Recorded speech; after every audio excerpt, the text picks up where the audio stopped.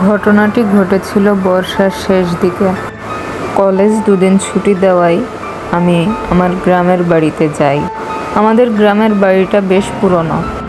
বাড়ির পেছনে একটি পুকুর, আর পুকুরের ওই পাশে বাঁশঝাড়। দিনের বেলায় জায়গাটা খুব সাধারণ মনে হলেও রাত নামার পর সেখানে কেউ যেতে চায় না। ছোটবেলা থেকেই একটা কথা শুনে আসছিলাম, রাত 12টার পর বাঁশঝাড়ের দিক থেকে কেউ যদি তোমার নাম ধরে ডাকে কখনো উত্তর দেবে না। আমি এসব কথায় বিশ্বাস করতাম না। সেদিন রাতে হঠাৎ বিদ্যুৎ চলে যায়। প্রচণ্ড গরমে ঘুম আসছিল না। প্রায় রাত 1:40 দিকে আমি বারান্দায় বসেছিলাম। চারপাশ একদম নীরব। হঠাৎ পুকুরের ওপাশ থেকে খুব আস্তে একটা শব্দ ভেসে এলো, রাফি। আমি চমকে উঠলাম। এ কি? কণ্ঠটা তো আমার মায়ের মতো। আমি ঘরের দিকে তাকালাম। মা তখন পাশের ঘরে ঘুমাচ্ছিলেন। আবার ডাক এলো, রাফি, একটু এদিকে আয়। এবার আমি উঠে দাঁড়ালাম। পুকুরের ওপাশে অন্ধকারের মধ্যে একটা মানুষের মতো ছায়া দাঁড়িয়ে আছে। আমি ভাবলাম হয়তো মা কোনো কারণে বাইরে গেছেন। ঠিক তখনই আমার মনে হলো মা তো আমার সামনেই ঘুমোচ্ছেন। আমি আর এগোলাম না। ছায়াটা কয়েক সেকেন্ড স্থির হয়ে দাঁড়িয়ে থেকে ধীরে ধীরে বাঁশঝাড়ের ভেতরে ঢুকে গেল। আমি দৌড়ে ঘরে ঢুকে দরজা বন্ধ করে দিলাম। পরদিন সকালে সবাইকে ঘটনাটি বললাম।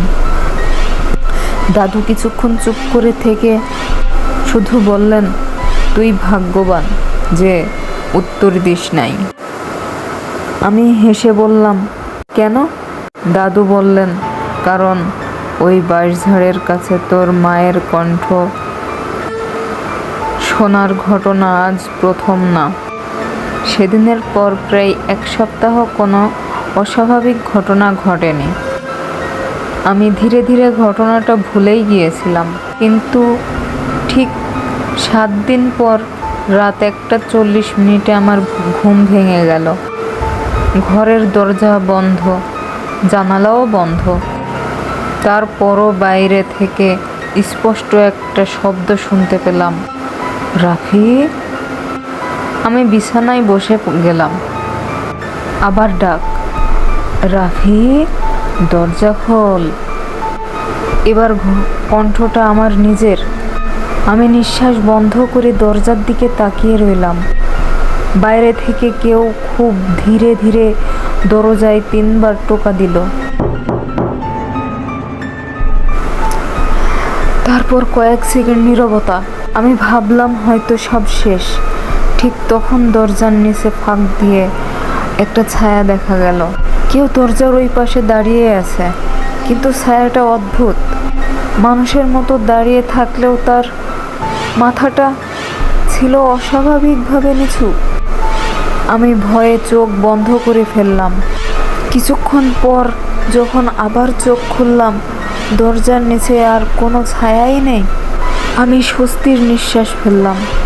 কিন্তু ঠিক তখনই আমার মাথার ওপর থেকে খুব পরিচিত একটা কণ্ঠ ফিসফিস করে বলল, দরজা তো বাইরে থেকে বন্ধ, তাহলে আমি ভেতরে এলাম কিভাবে?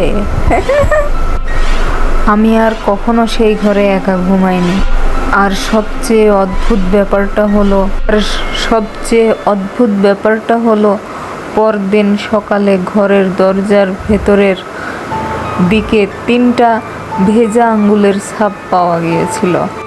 কেউ বিশ্বাস করেননি, কিন্তু দাদু শুধু পুকুরের ওপাশের বাঁশঝাড়ের দিকে তাকিয়ে বলেছিলেন, ওটা তোকে প্রথম রাতে ডাকেনি। আমি জিজ্ঞেস করলাম, তাহলে কাকে ডেকেছিল? দাদু আমার দিকে তাকিয়ে খুব আস্তে বললেন, তোর নাম ধরে ডেকেছিল ঠিকই, কিন্তু তখনও জানতো না তুই কোন ঘরে ঘুমাস। সেদিন রাত থেকে আমি আর কোনো দিন বাড়িতে যাইনি। তবে মাঝে মাঝে গভীর রাতে ঘুম ভেঙে গেলে এখনও মনে হয় দূরে কোথাও কেউ আস্তে আস্তে আমার নাম ধরে ডাকছে, আর আশ্চর্যের বিষয়, প্রতিবারই সময়টা ঠিক রাত 1:40।